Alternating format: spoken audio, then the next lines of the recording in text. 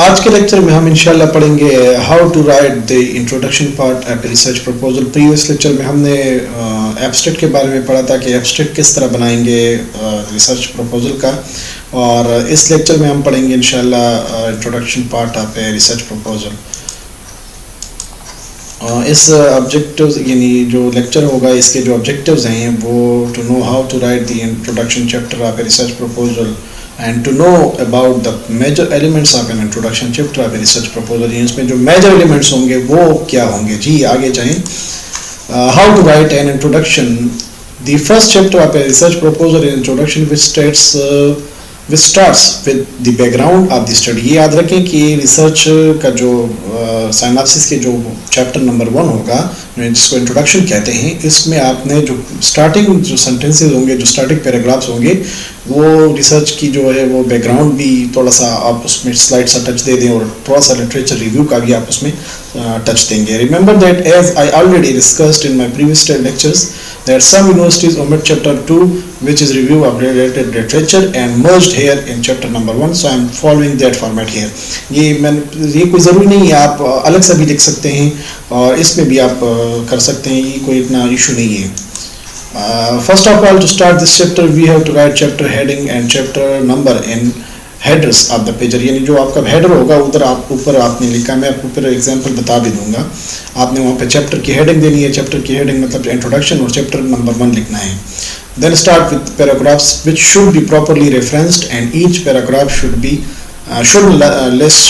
Not be less than 3 lines. ये याद रखें कि कोई भी पैराग्राफ 3 लाइन से कम ना हो, and not more than half of A page, और एक पैराग्राफ इतना भी तवील ना हो कि वो पूरा पेज जो उसको कवर करे, फिर जो रीडर होगा वो बोर होगा, फिर वो उसको सर्च वो रीड नहीं कर सकता, रीड आउट नहीं कर सकता। टाइम्स न्यू रोमन स्टाइल जो है वो और साइज 12 का वो यूज़ होगा, और जो उसकी लेफ्ट साइड पे इंडेंटेशन होगी वो 1.5 इंच होगी, और बाकी अपर और डाउन और राइट पे ये 1 इंच होगा। ठीक है जी, ये आप पेज उस पे जाएं, पेज सेटिंग पे जाएं, तो ये भी फिर मैं आपको इंशाल्लाह कभी लेक्चर में, किसी और लेक्चर में मैं आपको बताऊंगा कि किस तरह सेटिंग करनी है। इंशाल्लाह मैं आपको बहुत फ्रूटफुल चीज़ें यहाँ पे इंशाल्लाह शेयर करूँगा, जिससे आप कंप्लीटली खुद फिर आप टाइप करेंगे इंशाल्लाह थीसिस, किसी के पास ले जाने की ज़रूरत नहीं होगी आपको। While writing this chapter, scholar must follow the keywords of his research topic and then will write on that specific field। For example, secondary level is a keyword।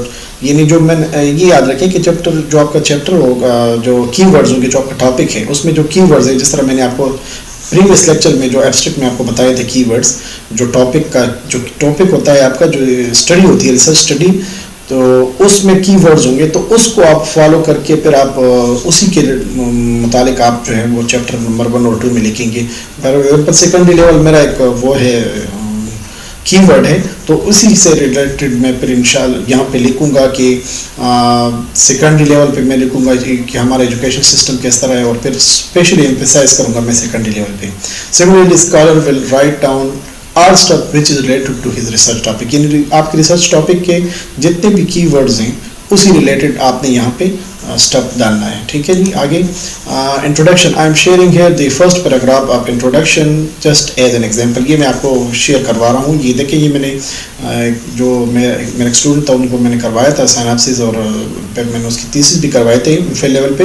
तो the kind of education offered to their people by the countries of the world is always related to their progress and advancement। The more the people of societies are educated, the more they are civilized and well disciplined। ये देखिए, government of Pakistan 1958 का ये document है, ये उनसे एक sentence, ये paragraph लिया हुआ है। तो ये बाकी देखें, ये प्रॉपरली रेफरेंस्ड है। ठीक है जी, इसको कहते हैं इंटेक्स साइटेशन। ये देखें, ये इंटेक्स साइटेशन है। This sentence is cited from a government document, so mentioned here as a reference and is called index citation, जिस तरह मैंने आपको पहले बताया।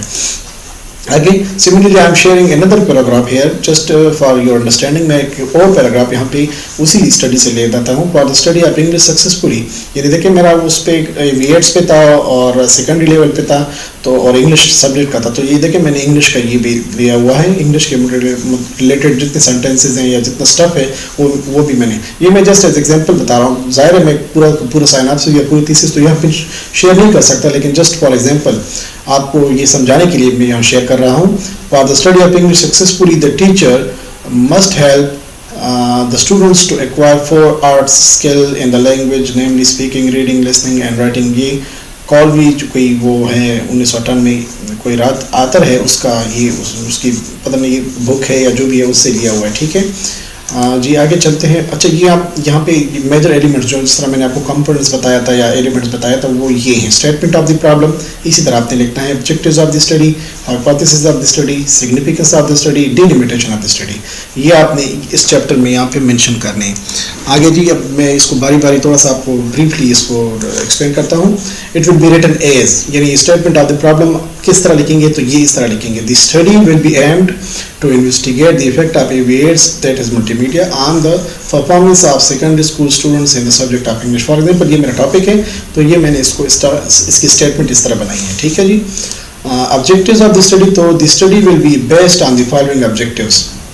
ये यहाँ पे याद रखें कि एब्स्ट्रैक्ट में आपने 2 मेजर ऑब्जेक्टिव मेंशन करने हैं, लेकिन यहाँ पे इंट्रोडक्शन में आपके जितने भी ऑब्जेक्टिव्स हैं, फॉर एग्जांपल आपके 5 ऑब्जेक्टिव्स हैं, 6 ऑब्जेक्टिव्स हैं, जितने भी आप ऑब्जेक्टिव्स हैं वो सारे यहाँ पे आपने एक सीक्वेंस के साथ उस यहाँ पे शेयर करना है। फॉर एग्जांपल ये देखें, to explore the effects of AVAs in multimedia on the performance of secondary school students in the subject of English. और दूसरा नंबर जो है वो to investigate the effectiveness of AVAs in multimedia for both high achievers and low achievers. इस तरह आप और भी मेंशन कर सकते हैं, ये मैंने जस्ट एज एग्जांपल यहाँ पे आपको मेंशन किया हुआ है। आपके जितने भी ऑब्जेक्टिव्स हैं ये याद रखें कि आपने अब इंट्रोडक्शन वाले चैप्टर में पूरे के पूरे ऑब्जेक्टिव्स डालने हैं। ये नहीं कि आपके सिर्फ मेजर ऑब्जेक्टिव्स हैं, अगर माइनर ऑब्जेक्टिव्स भी हैं या 5, 6, 7, 8 जितने भी आपके ऑब्जेक्टिव्स हैं वो आपने यहाँ पे डालने हैं, ठीक है। आगे जी आपके फिर हाइपोथेसिस ऑफ द स्टडी है, तो ये to achieve the above null hypothesis, आप to achieve the above alternative hypothesis. यहाँ पे चूंकि मैंने नल हाइपोथेसिस, तो नल हाइपोथेसिस का ये मैंने निशान भी डाला हुआ है, ये H0 है, ये नॉट है, ये जो है ये 0 जो नज़र आता है आपको ये नॉट है। अगर आपने इसकी जगह अल्टरनेटिव लेंगे तो ये आप यहाँ पे फिर लिखना है H, यहाँ पे नीचे आपने लिखना है A, स्मॉल a, और ये 1 है, ये I नहीं है, ये 1 है, ये इस तरह जी 2 है, ठीक है जी। ये चूँकि स्लाइड पे इस तरह नज़र आ रहे हैं। To achieve the above objectives the following null hypothesis will be tested, तो ये आपने इस तरह लिखना है। Null hypothesis H01, there is no significant difference between the mean scores of experimental and control groups on pre test.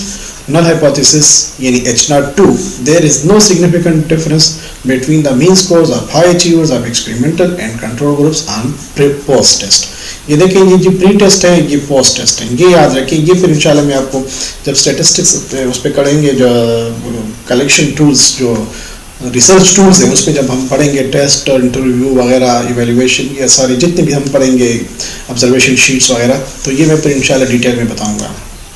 Significance of the study आपने यहाँ पे हाँ ज़रूर लिखनी है, क्योंकि सिग्निफिकेंस ऑफ द स्टडी जिस तरह आपने वहाँ पे लिखा है एब्स्ट्रैक्ट में, अगर आप एब्स्ट्रैक्ट में उसको थोड़ा सा कम भी लिखें तो चल जाएगा, लेकिन यहाँ पे इंट्रोडक्शन वाले चैप्टर में आपने पूरा का पूरा लिखना है। ये देखें, ये मैंने यहाँ पे मेंशन किया हुआ है, the study will be equally significant for all secondary level students and teachers. ये बहुत आसान काम है, लेकिन ये थोड़ी सी आपको कंसंट्रेशन चाहिए। आपका जो है वो अगर आपकी कंसंट्रेशन है, आप कंसंट्रेट कर सकते हैं तो ये आप आसानी बन कर सकते हैं, लेकिन ये है कि थोड़ा सा ये सिस्टमेटिक तरीके से करना है। The study will be equally, जिस तरह ये मैंने उस पर लिखा था एब्स्ट्रैक्ट में, इसी तरह आप यहाँ पे भी लिख सकते हैं। और आगे है फिर डिलिमिटेशन ऑफ द स्टडी। देखिए जी, आखिर में जब आप करेंगे तो एट द एंड आपने यहाँ पे मेंशन करना है डिलिमिटेशन। डिलिमिटेशन किसको कहते हैं? डिलिमिटेशन है आपकी जियोग्राफिकल बाउंड्रीज।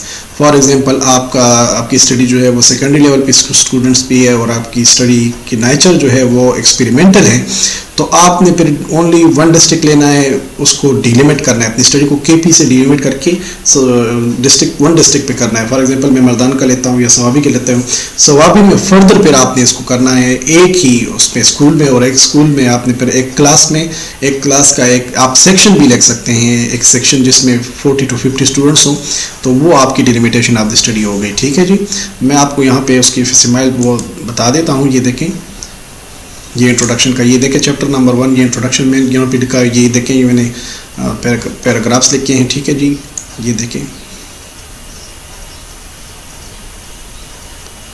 ये देखें जी, यहाँ से देखें, ये ऑब्जेक्टिव्स ऑफ द स्टडी, ये हाइपोथेसिस, ये सिग्निफिकेंस और ये डिलिमिटेशन ऑफ द स्टडी। ठीक है जी, ओके जी, थैंक यू।